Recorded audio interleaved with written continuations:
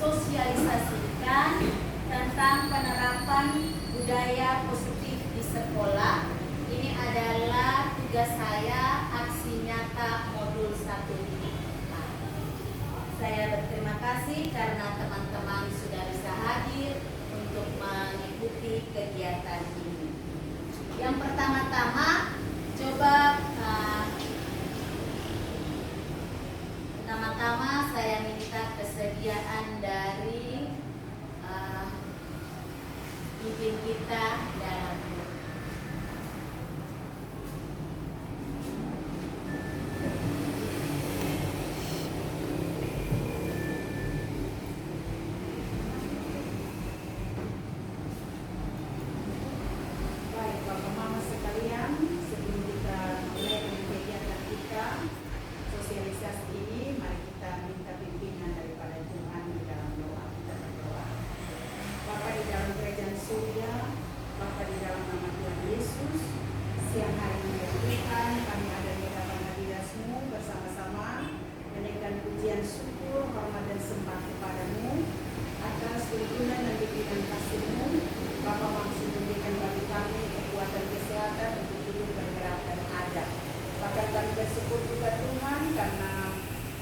sebagian pekerjaan yang kami anggap dari pagi hingga dengan saat ini kami boleh selesaikan dengan baik. Dan saat ini Tuhan kami berada di ruangan ini, kami akan mengikuti sosialisasi penerapan guru penggerak. Karena itu Bapa di surga, kami mohon hadirat Allah ada bersama-sama dengan kami, memberikan hikmat bagi Ibu Tunan yang akan menyampaikannya bagi kami, bahkan kami semua yang mendengar dan berkati kami. Apa yang disampaikan Tuhan semuanya itu boleh menjadi berkat bagi kami. Terima kasih Bapak di dalam kerajaan surga. Kegiatan ini dari awal pertengahan hingga akhirnya kami taruh hanya di dalam nama Bapa, Anak dan Roh Kudus. Amin. Terima kasih Ibu Tirza. Mari teman-teman. Baik, saya punya satu ilustrasi buat kita. Sebelum kita masuk di sosialisasi penerapan budaya positif ini, coba masing-masing kita menghafal tangan kita. Kemudian teman-teman dua orang, misalnya Ibu Desi dengan Ibu Silalahi, Kakak Novi mungkin bisa dengan Pak Peter, dan coba kita kepalkan tangan. Kemudian kita coba bujuk teman-teman kita untuk dia membuka tangannya. Anggap saja di dalam tangan ini ada sesuatu hal yang berharga buat kita, sehingga kita tidak mau membukanya. Kira-kira ada yang berhasil untuk membukanya atau tidak? Karena saat membuka tangan kita, entah dengan bujukan, paksaan, atau imbalan untuk membuka tangan kita. Apakah Pak Peter akhirnya mau membuka tangannya atau tidak? Itu alasannya apa? Kalau sampai Ibu Desi atau Pak Polse tidak mau membuka tangan, itu karena apa? Ya, jadi mari kita membayangkan sesuatu yang kita anggap berharga, kemudian kita minta orang untuk bujuk orang bujuk kita dengan cara apapun. Apakah kita akhirnya membukanya atau tidak? Kita pasti punya alasan masing-masing. Baik, terima kasih. Untuk membangun budaya positif di sekolah, itu perlu menyediakan lingkungan yang positif, aman dan nyaman. Kemudian agar murid-murid kita mampu berpikir, bertindak, dan mencipta dengan merdeka, mandiri, dan bertanggung jawab. Salah satu strateginya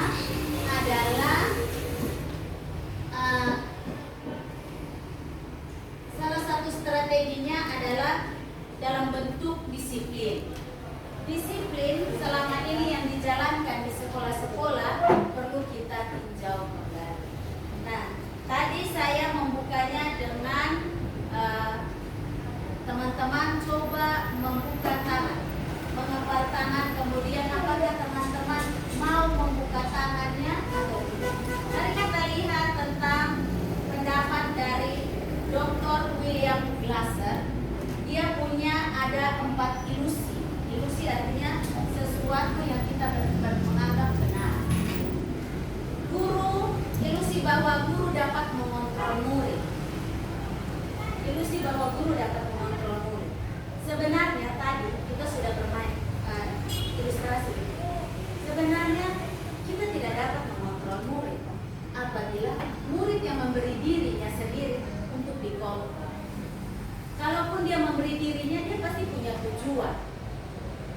Kenapa dia mau membuka tangannya atau dia mau dirinya dikontrol oleh guru. Kemudian yang berikut ilusi bahwa semua penguatan positif dan penguatan positif itu adalah bermanfaat, efektif dan bermanfaat. Sebenarnya kalau begitu murid akan dia tergantung kepada kita. Sebenarnya dia tidak punya pilihan, dan karena tidak punya pilihan, akhirnya dia jadinya murid yang tergantung kepada pendapat orang lain, atau dia tidak bisa mandiri. Dia tidak bisa mengatur dirinya sendiri.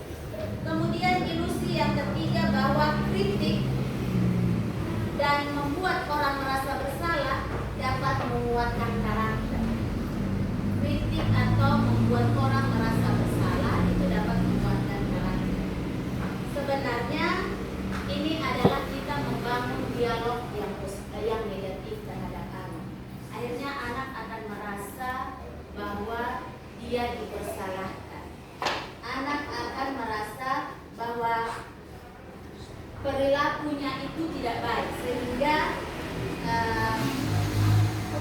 guru sebenarnya hanya dengan berbicara secara halus saja pasti anak muridnya sudah bisa mengerti. Yang berikut ilusi bahwa orang dewasa memiliki hak untuk bisa memaksa anak. Dalam hal ini memang kita sering sebagai orang dewasa bisa memaksa anak untuk mengikuti kehendak kita. Tetapi pada saat itu pula orang dewasa akan menyadari bahwa perilaku memaksa itu tidak akan efektif untuk jangka waktu yang panjang, karena mereka akan merasa tidak nyaman, sehingga mereka akan kembali kepada masa lalu mereka lagi. Sekarang kita mau lihat tentang antara tadi teori kontrol dengan pandangan tentang dunia. Yang pertama yaitu bahwa kebutuhan manusia itu sama, itu teori kontrol. Tapi menurut teori itu tentang stimulus. Tapi menurut teori kontrol adalah bahwa realitas kebutuhan manusia sebenarnya tidak sama. Kemudian orang melihat semua itu sama. Itu semua tidak melihat dalam sama. Sebenarnya kita tidak sama. Yang berikut lagi adalah perilaku buruk dilihat sebagai sesuatu yang salah. Belum tentu perilaku yang buruk itu menurut kita itu bahwa itu adalah suatu kesalahan, tapi pasti dia ada berbuat, tapi dia punya tujuan. Yang berikut adalah orang lain bisa mengontrol saya. Sebenarnya tidak. Saya yang memberi diri saya untuk dikontrol. Kemudian saya bisa mengontrol orang lain. Dalam hal ini juga sebenarnya kita tidak bisa mengontrol orang lain. Yang berikut adalah pemaksaan ada pada saat rujukan gagal. Sebenarnya kita butuh kolaborasi, konsensus, menciptakan pilihan-pilihan baru. Dan yang terakhir adalah untuk menyelesaikan masalah biasanya ada yang menang, ada yang kalah. Tapi di sini kita mau dikatakan bahwa dalam menyelesaikan masalah berpikir menang dan menang. Jadi tidak ada pihak yang disalahkan. Baik, apa itu budaya positif? Penerapan budaya positif di sekolah didasarkan pada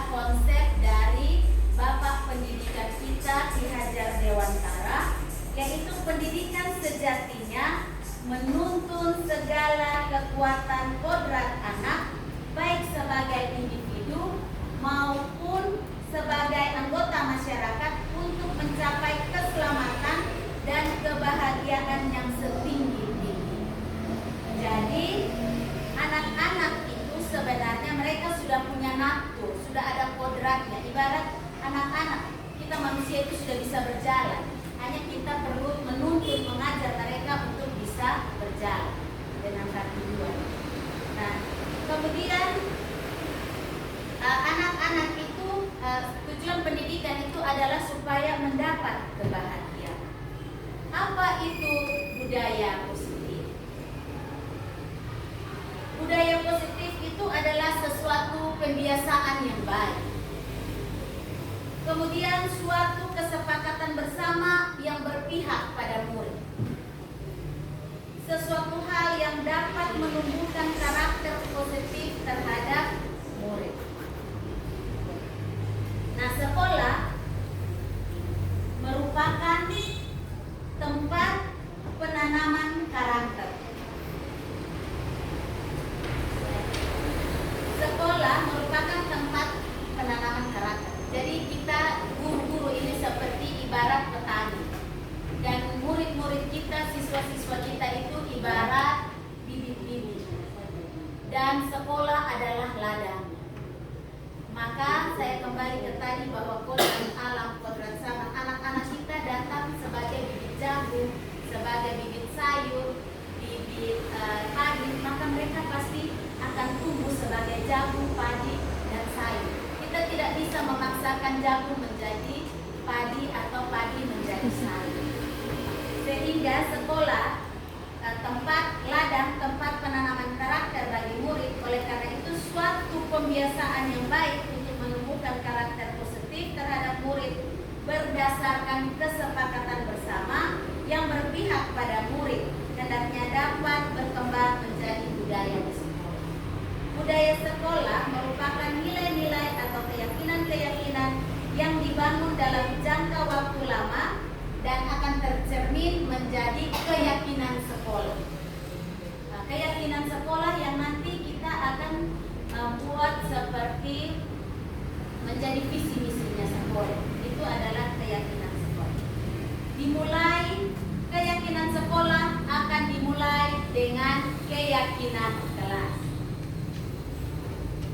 Langkah awal membangun budaya positif di sekolah adalah dimulai dengan membangun keyakinan kelas. Kalau kita awal-awal masuk sekolah itu kita pasti akan buat tata tertib kelas. Nah, ini yang namanya keyakinan kelas. Kita akan buat keyakinan kelas itu berdasarkan budaya positif, dimulai dengan kesepakatan-kesepakatan di kelas. Anak-anak maunya apa? Silakan anak-anak menuliskan pendapat mereka maunya apa.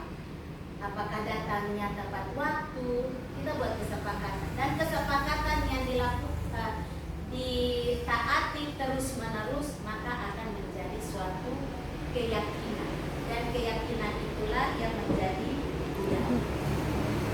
Tujuan menerapkan budaya positif melalui keyakinan kelas adalah supaya dapat menciptakan merdeka belajar bagi murid. Merdeka belajar bagi murid. Jadi murid dia merasa dia yang menentukan itu. Tata tertib dia sendiri yang menentukan. Disiplin kelasnya sebenarnya dia sendiri yang menentukan. Kemudian membangun hubungan positif yang memikirkan antara guru dan murid. Jadi ketika dia melanggar itu, kita punya kesepakatan. Misalnya dia datang terlambat, kita mesti ingatkan kembali itu hari kesepakatan kelasnya bagaimana. Kemudian kita membiasakan murid untuk menerapkan budaya positif sehingga menjadi karakter positif dan memiliki budi pekerti luhur atau yang sejalan dengan profil pelajar Pancasila. Baik, untuk melakukan evaluasi dan tindak lanjut terhadap kegiatan ini, maka kegiatan aksi penerapan budaya positif di kelas ini sudah saya laksanakan di 6 kelas yang saya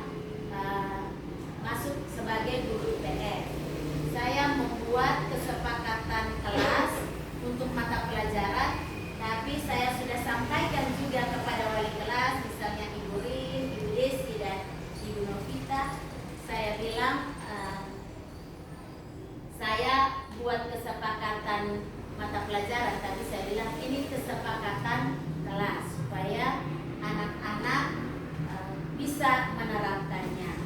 Dan kesepakatan kelas ini akan dievaluasi karena budaya positif ini tidak serta-merta ini hari kita kesepakatan dan anak-anak pasti langsung melakukan. Pasti ada jatuh bangunnya dan akan terus dievaluasi bersama oleh saya, oleh kita semua dan Bapak Ibu wali kelas dan guru-guru yang ada di kelas, sehingga mungkin ada yang harus ditindaklanjuti atau ada yang harus dirubah. Nah, keyakinan kelas yang sudah dibangun di setiap kelas ini yang akan dirangkum menjadi keyakinan sekolah.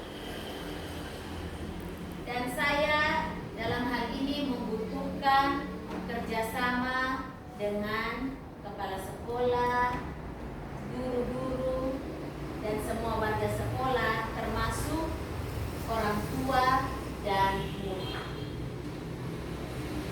Apa yang harus kita lakukan ketika anak-anak melanggar keyakinan kelas tersebut? Nah, ini pasti Bapak Ibu guru kita semua senang dengan kata disiplin. Disiplin itu sebenarnya apa? Disiplin itu sebenarnya sesuatu yang pembiasaan.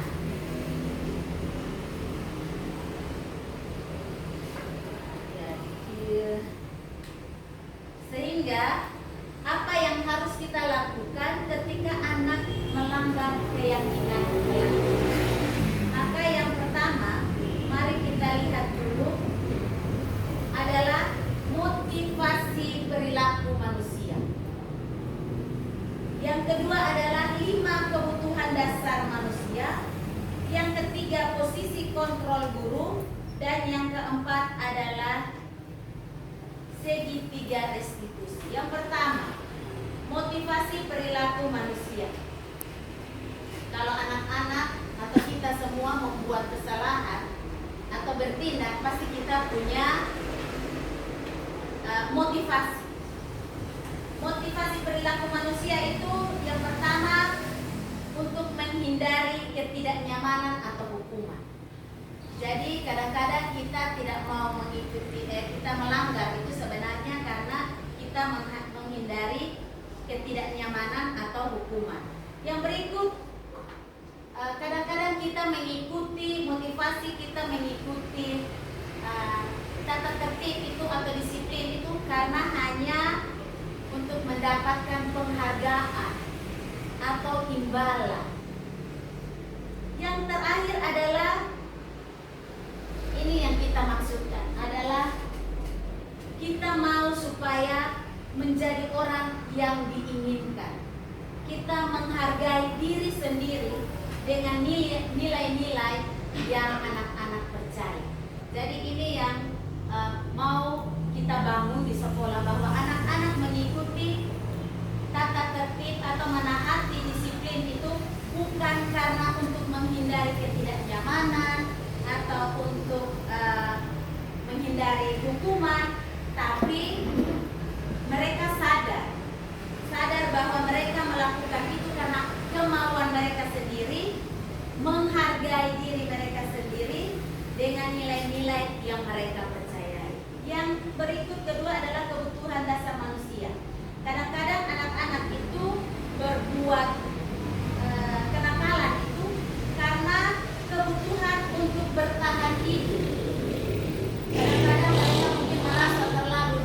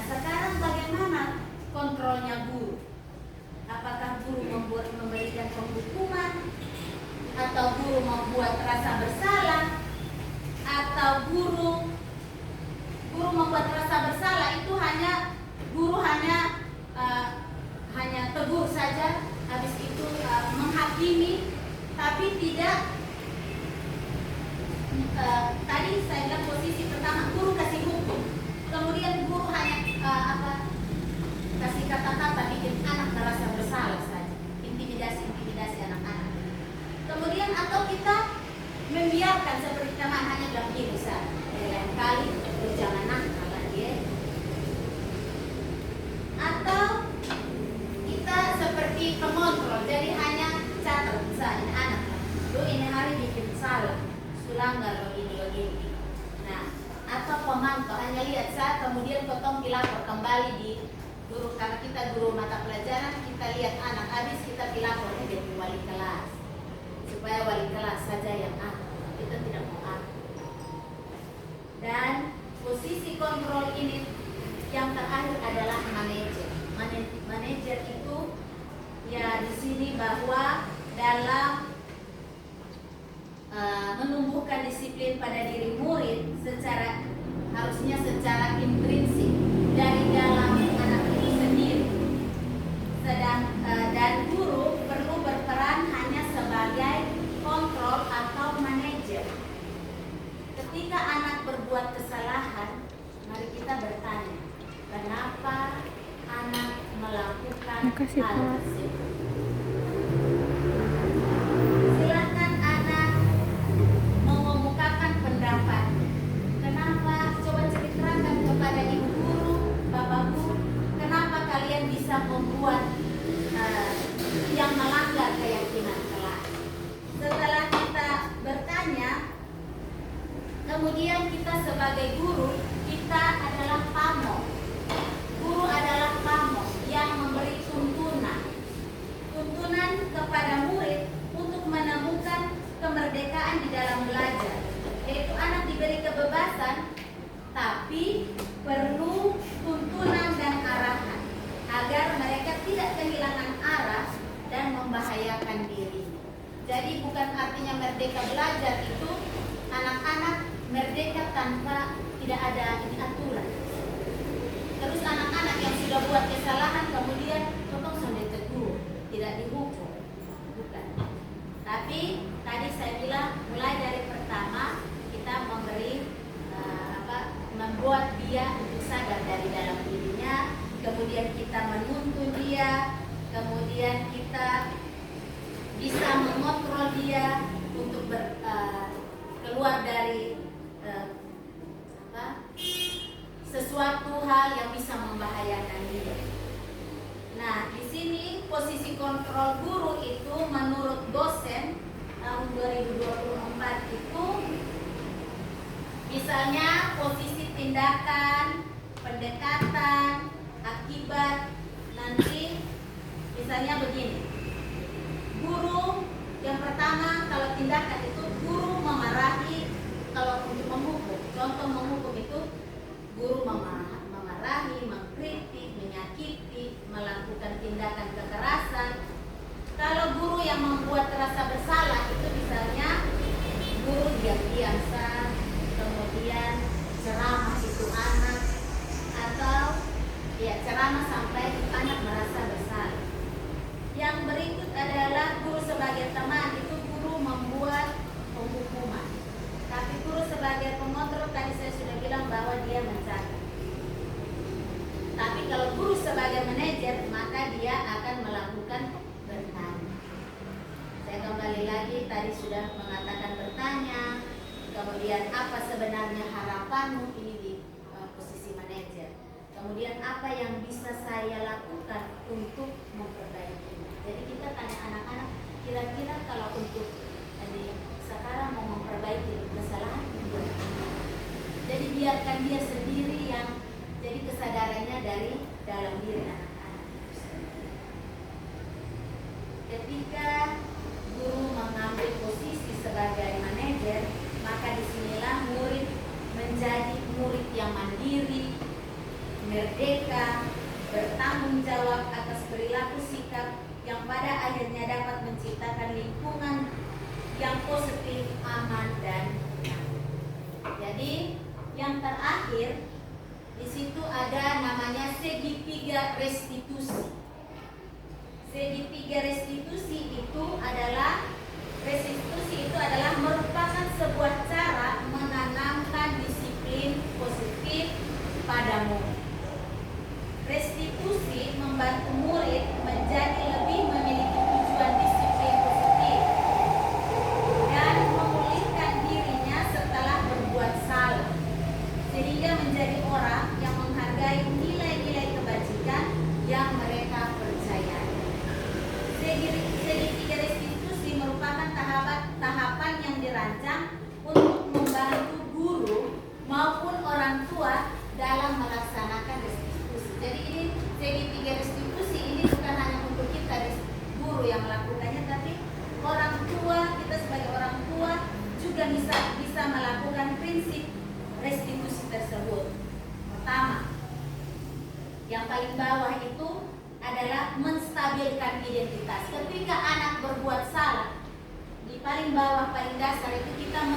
menstabilkan identitas anak.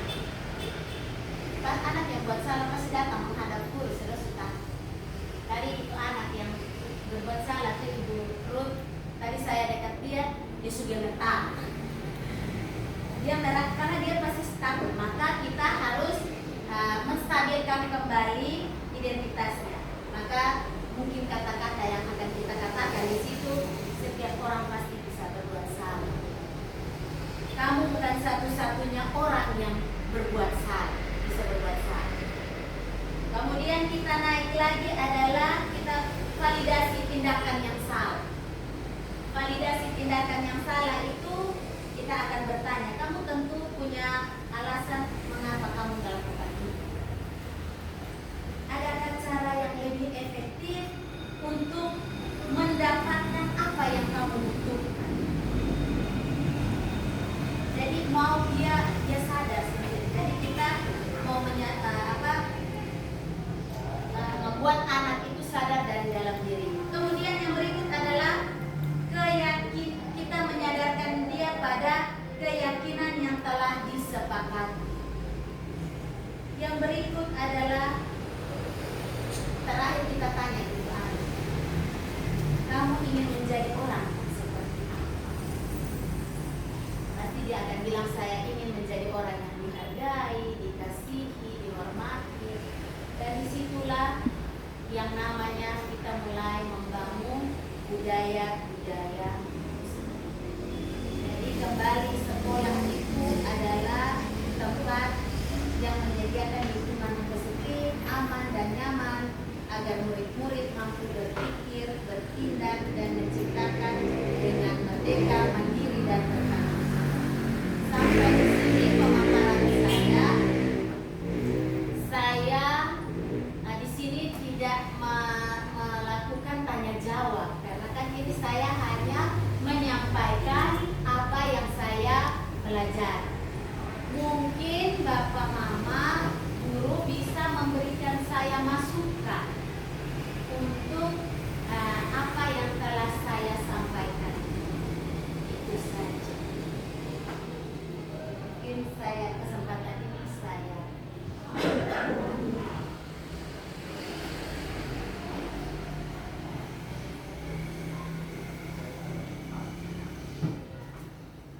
terima kasih Bu Funan, saya ditunjuk sebagai moderator. Jadi kita langsung saja bagi Bapak Ibu guru yang mau memberikan masukan, silakan angkat tangan dan langsung menyampaikan apa yang mau disampaikan.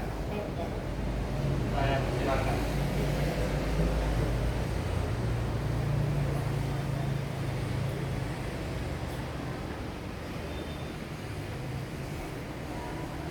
Ada mungkin Ibu Ruth? masih belajar. Ibu Sai. Iya.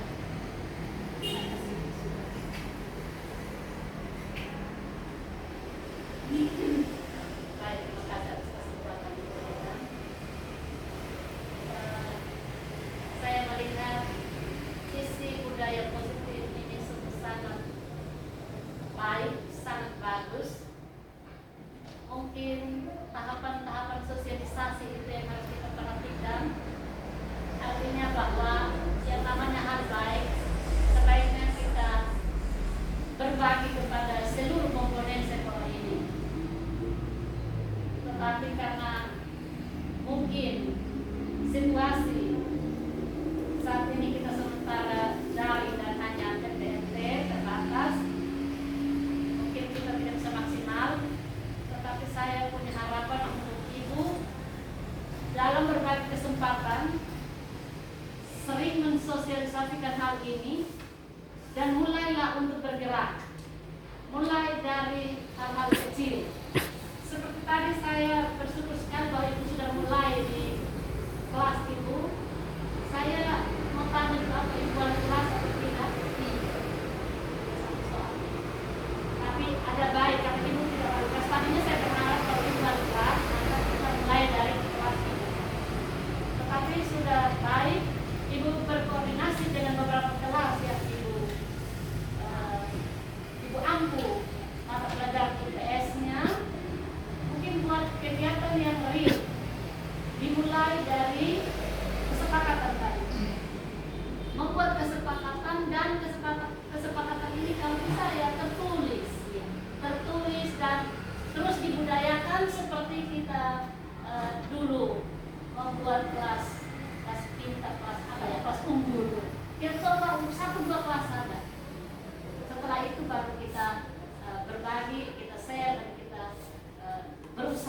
kalau bisa semua sekolah ini bisa mempunyai budaya seperti ini. Tapi saya sangat mengharapkan kegiatan itu real dulu. Langkah pertama kelas ini, buat ini. Setelah itu, seperti tadi langkahnya sudah sangat bagus dan baik. Setelah itu kalau ada masalah ditangani dengan cara seperti ini. Nah, lalu kita lihat, oh ternyata ini lebih bagus. Mungkin sudah bisa bekerja sama dengan guru-guru BP dan bagian kesiswaan. Terima kasih. Saya mau sarankan itu. Terima kasih Ibu Sai, karena ini berupa masukan tidak perlu ditanggapi. Kalau Ibu merasa itu penting, maka itu dilakukan. Dan kalau merasa tidak penting, maka tidak dilakukan. Mungkin masih ada yang lain.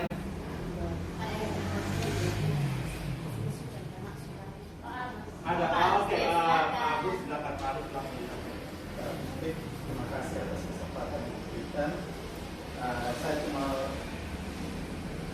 memberikan masukan sedikit mengenai materi hari ini.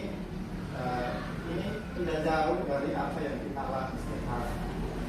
Hanya kadang kita tidak menyadari, tidak menyadari, dan kita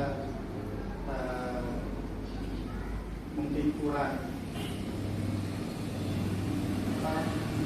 paham. Sebenarnya setiap hari kita alami ini dan tergantung dari karakter masing-masing guru dan siswa. Kemudian mungkin dalam materi-materi selanjutnya kiranya ada ilustrasi gambar yang menceritakan tentang materi pendidikan, ya bisa dalam bentuk gambar atau video, ilustrasi biar lebih menarik. Soalnya maaf, saya juga tidak terlalu lihat terang kerja mata kabur. Iya. Ya, kalau bisa ada ilustrasi video dalam bentuk video yang lain materi. Ya, Terima kasih Pak Agus. Masih ada yang mau memberikan masukan? Kalau tidak ada, mungkin saya kasih kesempatan kepada Ibu Nanti. Masih ada yang mau disampaikan, silakan. Baik, terima kasih Ibu Sai, Ibu Wakasek Akademik dan Pak Agustinus Wadu. Terima kasih buat masukannya. Untuk saya kemarin sudah buat kesepakatan buat anak-anak di stick note, mereka menyampaikan apa, terus kita menyimpulkan. Dalam hal ini peraturannya adalah harus dalam hal bahasa yang positif. Misalnya begini, anak-anak kan bilang, saya tidak boleh terlambat, datang sekolah tidak boleh terlambat, berpakaian harus rapi, mengumpulkan tugas tepat waktu. Maka bahasanya, saya minta maaf, saya lupa sekali bahwa itu tadi Pak Agus bilang itu baru saya ingat. Tapi ada video dan fotonya ada di situ, saya siap nanti saya kasih tunjuk. Kemudian itu kita akan sepakati misalnya begini. Jangan pusing dengan teman-teman, kita akan kesimpulannya bahwa saya mengasihi guru, saya menghormati guru dan menyayangi teman.